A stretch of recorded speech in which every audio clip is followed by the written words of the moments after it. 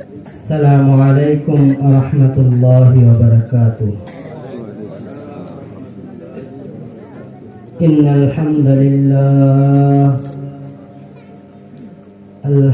لله نحمده ونستعينه ونستغفره ونؤمن به ونتوكل عليه ونعوذ بالله من شرور أنفسنا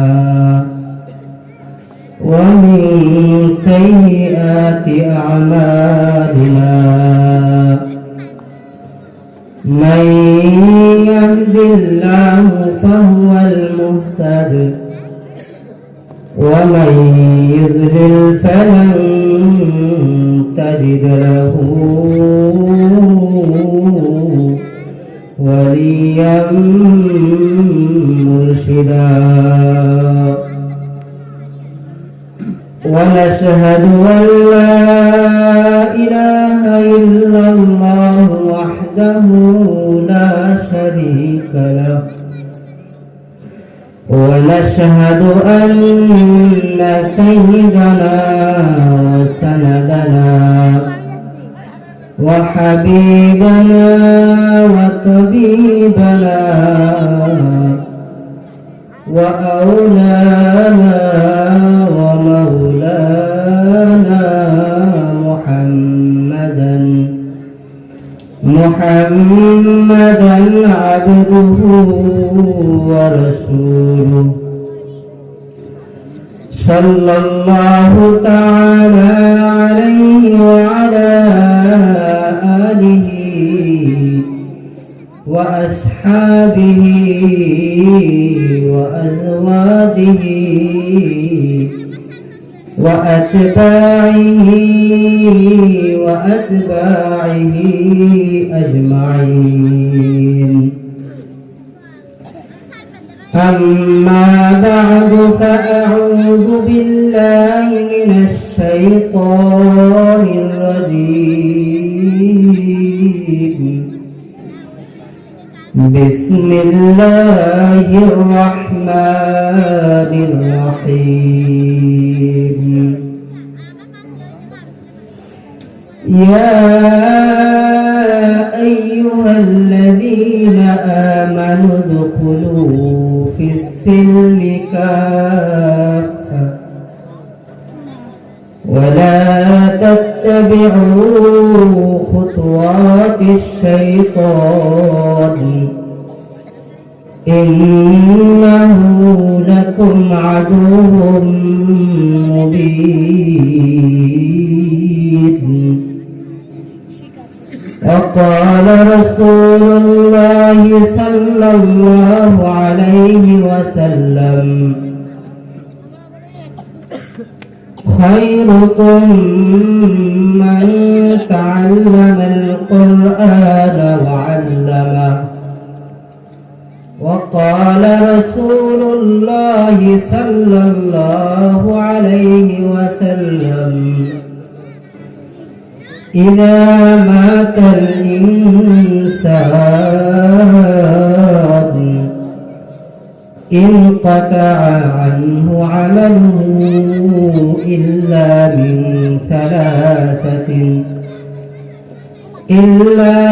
من صدقة جارية وولد صالح وعلم ينتفع بعلمه أو كما قال النبي عليه الصلاة والسلام. रहे मेरे मस्कन हवाली काबा बने मेरे मदफन दियारे मदीना ला युमकिनु الثناء كما كان حقه بعد از خدا بزرگ قصہ توئی مختصر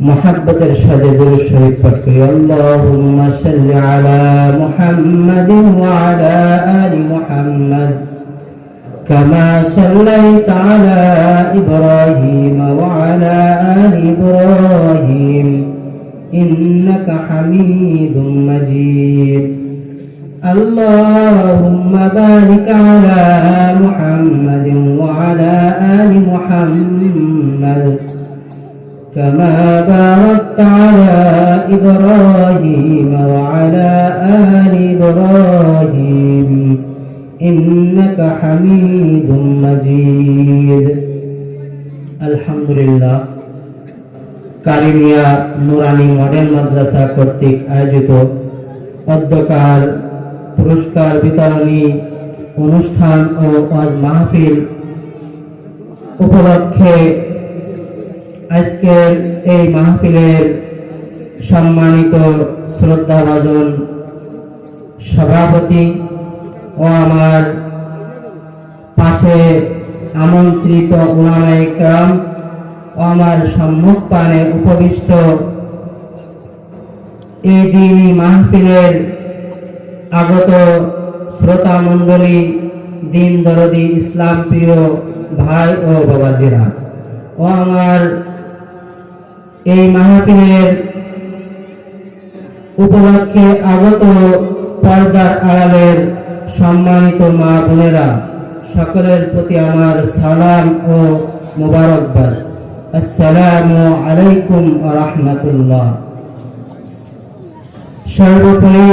সর্বপ্রথম শুকরিয়া জ্ঞাপন করছি সেই মহান মালিকের দরবারে, যিনি আমাদের উপরে ইহসান করে দয়া করে এই শীতের রাত্রে নিজেদের আরামের বিছানাকে হারাম করে জমে জমে দ্বীনি মাহফিলে আলোচনা শোনার জন্য আসার ও বসবার তৌফিক দান করেছেন।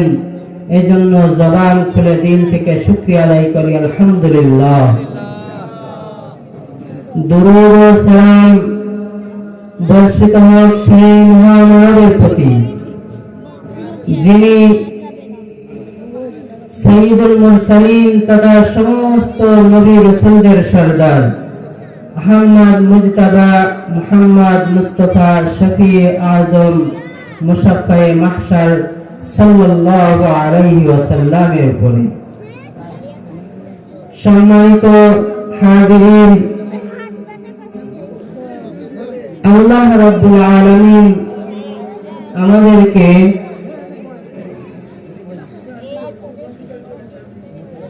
দুনিয়ার মধ্যে যখন সৃষ্টি করেছেন,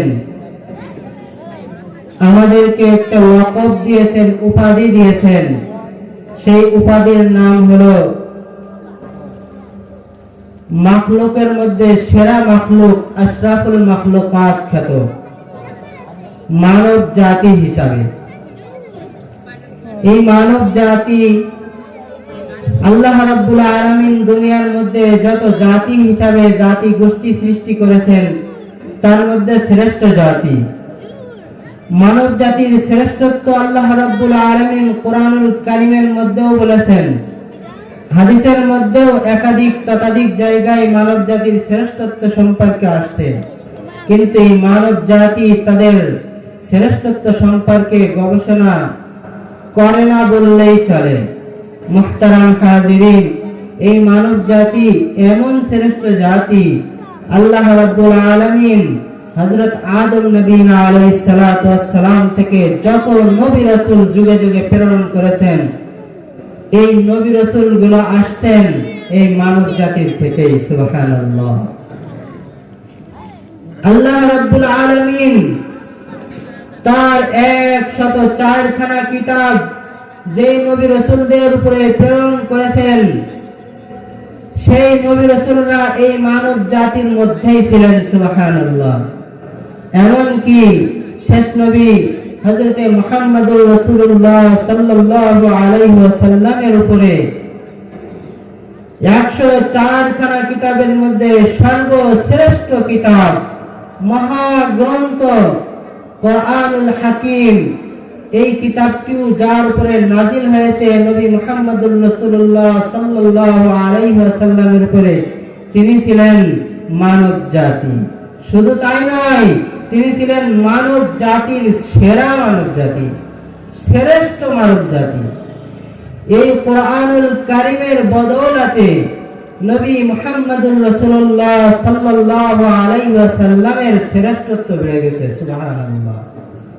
কোরআনুল কারীমের দাম এত বেশি, যার উপরে এই কোরআনুল কারীম আবর্তিত হয়েছে তার দাম আল্লাহ রাব্বুল আলামিন বাড়িয়ে দিয়েছেন। সুবহানাল্লাহ। নবী মুহাম্মদুর রাসূলুল্লাহ সাল্লাল্লাহু আলাইহি ওয়াসাল্লাম দুনিয়ার মধ্যে আগমন করলেন। এই কোরআনুল কারীমে যখন আল্লাহর নবী সাল্লাল্লাহু আলাইহি ওয়াসাল্লামের উপরে নাজিল হয়, এই কোরআনুল কারীম মুখস্থ করার জন্য আল্লাহর নবীর এক দল তৈরি করে দিলেন আল্লাহ রাব্বুল আলামিনের নিয়ামত এবং রহমতে, যারা ছিলেন সাহাবায়ে কিরাম রিদওয়ানুল্লাহি আলাইহিম আজমাইন। তারা কোরআনুল কারীম বহনকারী দল। এই কোরআনুল কারীম বহনকারী দল হওয়ার কারণে সাহাবায়ে কেরামের শ্রেষ্ঠত্ব আল্লাহ রাব্বুল আলামিনের কাছে বেড়ে গেল। সুবহানাল্লাহ। আল্লাহর নবী সাল্লাল্লাহু আলাইহি ওয়াসাল্লাম ঘোষণা করলেন, ইন্নাল উলামা ওয়ারাসাতুল আম্বিয়া লাম ইউরিসু দিনারাও ওয়ালা দিরহামা বাল উরিসাল ইলমা ফাকাত। আল্লাহর নবী সাল্লাল্লাহু আলাইহি ওয়াসাল্লাম ঘোষণা করলেন, নিশ্চয় আমি নবী মুহাম্মদুর রাসূলুল্লাহ সাল্লাল্লাহু আলাইহি ওয়াসাল্লাম যে কোরআনুল কারীমের বহনকারী, আমার বর্তমানে আমার সাহাবীরা এই কোরআনুল কারীমের বহনকারী, আমার বর্তমানে কিয়ামত পর্যন্ত এই কোরআনুল কারীমের বহনকারী যারাই আসবে উলামায়ে কিরাম, তারাই হবে আমার ওয়ারিস। আল্লাহর নবী বলেন, ইন্নাল উলামা ওয়ারাসাতুল আম্বিয়া, নিশ্চয় আলিমগণ হলেন নবীদের ওয়ারিস। লাম ইউরিসু দিনারা ওয়ালা দিরহামা, নিশ্চয় আলেমদেরকে কোন টাকা পয়সা অর্থ কড়ির ওয়ারিস বানানো হয় নাই। বাল উরিসাল ইলমা ফাকাত, বরং এই কোরআনুল কারীমের ওয়ারিস বানানো হয়েছে। সুবহানাল্লাহ। এইজন্য উলামায়ে কিরাম আল্লাহর নবী সাল্লাল্লাহু আলাইহি ওয়াসাল্লামের অবর্তমানে ওয়ারাসাতের দায়িত্ব পালন করে আসছেন, যার কারণে আল্লাহর নবী সাল্লাল্লাহু আলাইহি ওয়াসাল্লামের কোরআনুল কারীমের কারণে শ্রেষ্ঠ নবী হয়েছিলেন।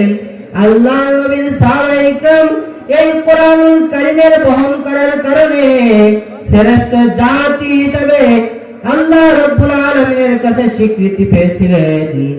এইভাবে পর্যায়ক্রমে জামানার উলামায়ে কিরাম এই কোরআনুল কারীমের বহন করার কারণে তারা সমস্ত জাতি গোষ্ঠীর কাছে, সমস্ত মাখলুকের কাছে কোরআনের সম্মানে তারা স্বীকৃতি পেয়েছেন। সুবহানাল্লাহ। সুতরাং বোঝা গেল এই কোরআনুল কারীম, এই কোরআনের ইলম,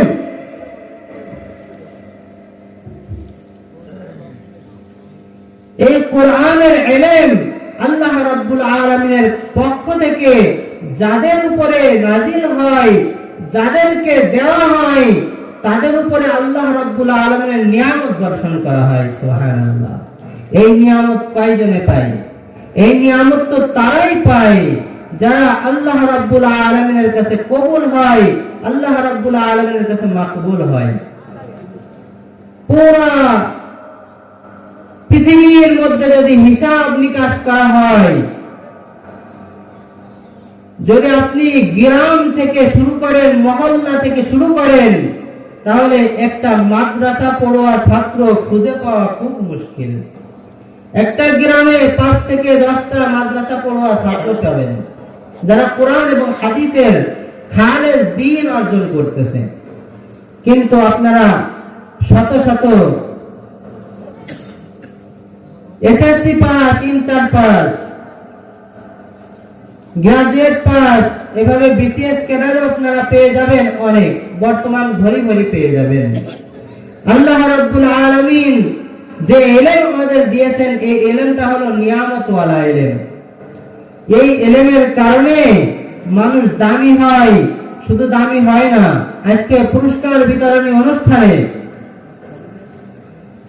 যখন পুরস্কার দেওয়া হলো, তখন আমার দিলের মধ্যে একটা কথা জন্মালো যে আল্লাহ রাব্বুল আলামিন যেন কবুল করেন, বলেন আমিন। কাল কিয়ামতের ময়দানে যখন মানুষের আমলনামা ডান হাতে দেওয়া হবে, তখন একজন আল্লাহ রাব্বুল আলামিনের খালেস, মুখলেস, মাকবুল বান্দা, তাকে যখন ডান হাতে আমলনামা দেওয়া হবে, তখন ওই আমলনামা নেওয়ার জন্য ওই বান্দা যখন উপস্থিত হবে, অগ্রগামী হবে, আর ওই সময় যখন তার অভিভাবক দেখবে যে আমার সন্তান, তার পিতা দেখবে আমার সন্তান আজকে জান্নাতের সার্টিফিকেট আল্লাহ রাব্বুল আলামিনের কাছ থেকে পেয়ে গেল, তখন ওই পিতা আশান্বিত হবে যে আমার সন্তান জান্নাতে যাবে, মনে হয় আজ আমাকেও জান্নাতে নিয়ে যাবে। সুবহানাল্লাহ। এই জন্য আমার মনে হয় যে প্রত্যেক অভিভাবকের উচিত সন্তানকে দ্বীনি শিক্ষায় শিক্ষিত করা। সব জায়গায় একটা কথা বলে থাকি যে এই যে ছোট ছোট বাচ্চাদেরকে দ্বীনি প্রতিষ্ঠানে পড়ানো হয়, এই বাচ্চাদেরকে আপনি ক্লাস 3 পর্যন্ত পড়ালেন, আপনার বড় ভাগ্য যে আপনি বর্তমান সময়ে বাংলা, অঙ্ক, ইংরেজির সাথে একটা আরবি শিক্ষার একটা ভালো সিলেবাস পেয়েছেন। আপনার সন্তানকে মানুষ করার জন্য, আপনার সন্তানের জীবন, ভবিষ্যৎ জীবনকে গড়ার জন্য বিশাল বড় একটা নিয়ামত এই নুরানি মাদ্রাসা।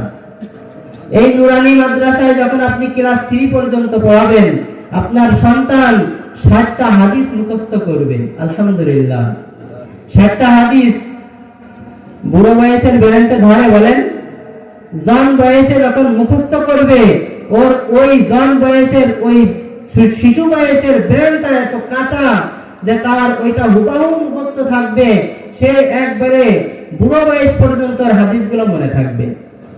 যখন ওই বাচ্চাটা 60টা হাদিস মুখস্থ করলো, ওই বাচ্চাটা কোরআনুল কারীম দেখে দেখে পড়া শিখে গেল, তখন ও যতই বড় হবে, ও স্কুল লাইনে পড়াশোনা করুক, জেনারেল লাইনে পড়াশোনা করে অনেক বড় কিছু হোক, দোয়া করি আল্লাহ রাব্বুল আলামিন সবাইকে আলেম বানাবে এমন নয়, তবে সবাইকে যেন আলেম বানান, আমিন। যদি আলেম একান্ত নাও হতে পারে, যদি জেনারেল লাইনে গিয়ে বড় কিছু হয়ে যায়, তো অন্তত ওর নামাজের অভ্যাস, তেলাওয়াতের অভ্যাসটা থেকে যাওয়ার কারণে ওর নামাজের মধ্যে মজা হবে। কোরআনুল কারীমের তেলাওয়াত জানে না, তাদেরকে নামাজের দাওয়াত দিলে বলে হুজুর সূরা কালাম পড়িনে পারি না, কিভাবে মসজিদে গিয়ে নামাজ পড়বো, নামাজের নিয়মই জানি না। যখন ক্লাস 3 পর্যন্ত পড়বে, তখন ওর এমন একটা অবস্থা তৈরি হয়ে যাবে যে ওর কেমন যেন, আমরা একটা উদাহরণ দিয়ে থাকি যে ছোট বয়সে যখন আমাদের 8 মাস, 9 মাস থেকে 17 মাস পর্যন্ত 3টা 4টা ভ্যাকসিন আছে, এই ভ্যাকসিন দেওয়ার ফলে রোগ প্রতিরোধ ক্ষমতা বাড়ায়, শরীরের দেহের রোগ প্রতিরোধ ক্ষমতা বাড়ায়। এরকম ভ্যাকসিন দেয় না, টিকা দেয় না, এইটা হলো এই 3য় শ্রেণী পর্যন্ত একটা টিকা। বলেন কি বলেন? 3য় শ্রেণী পর্যন্ত একটা টিকা। যখন একটা বাচ্চাকে নুরানি পর্যন্ত 3য় শ্রেণী পর্যন্ত পড়ানো হয়, তখন তার ভিতর থেকে দুনিয়ার সমস্ত খারাপই চলে যায়।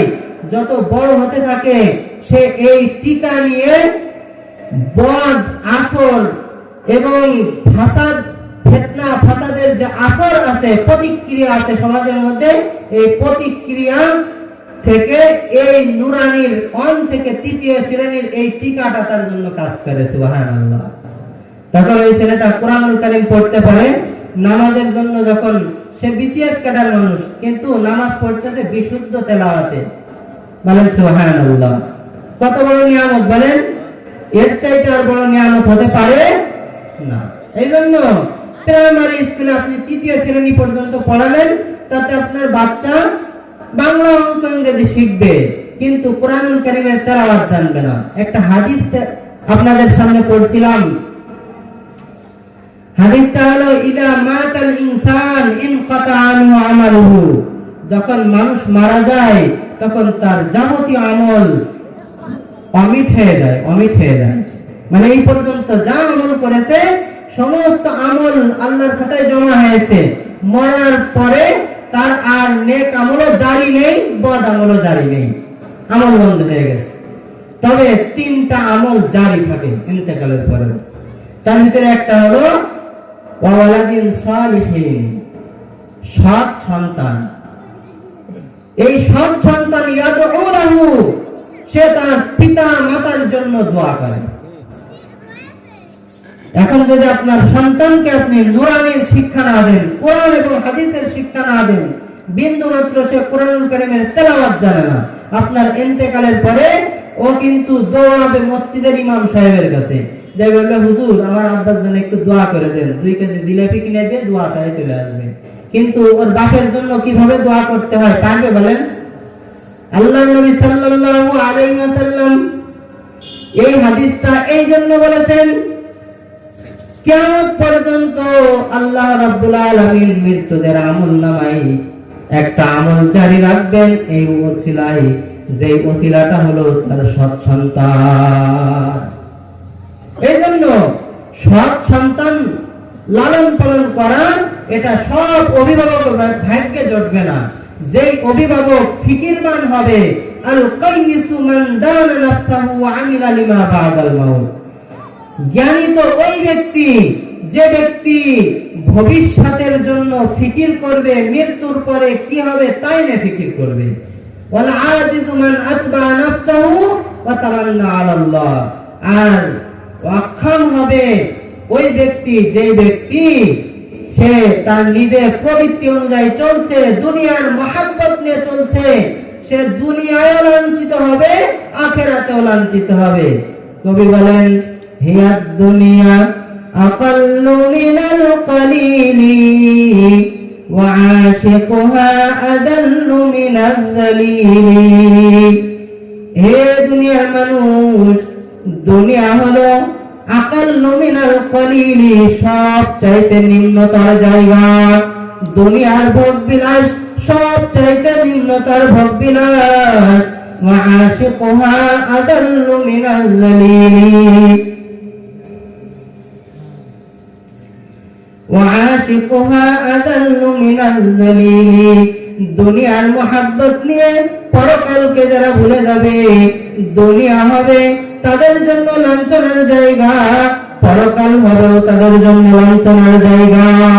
দুনিয়া লাঞ্ছনার জায়গা হবে বন্ধু, খেয়াল করে শোনেন, দুনিয়া লাঞ্ছনার জায়গা হবে এই জন্য যে দুনিয়ায় ওই সন্তান বিসিএস ক্যাডার হইয়া বড় বড় চাকরির মধ্যে লিপ্ত হইবে, ওই পিতামাতার খেদমত থেকে বঞ্চিত হয়ে যাবে, পিতামাতার কষ্ট থেকেই যাবে। ওই সন্তান যদি জেনারেল লাইনেও বড় কিছু না হয়, দিনের ভুল যদি তার ভিতরে না থাকে, ওই পিতামাতার খেদমত থেকে ধীরে দূরে সরে যাবে। ওই পিতামাতার দুরু অবস্থায়, জীর্ণ শীর্ণ অবস্থায় জীবন যাপন করবে, লাঞ্ছিত অবস্থায় জীবন যাপন করবে, খাদ্য অভাবে জীবন যাপন করবে, সম্মান অভাবে জীবন যাপন করবে। পক্ষান্তরে আল্লাহ রাব্বুল আলামিন পরকালেও তাকে লাঞ্ছনা অবস্থায় উঠাইবে। কেন তোমার সন্তানকে তুমি দ্বীনি শিক্ষা দাও নাই? আমার নবী আমার হাবিবের মেসেজ কি শোনো নাই? ইন কুল্লু মাউলুদিন ইউলাদু আলাল ফিতরা,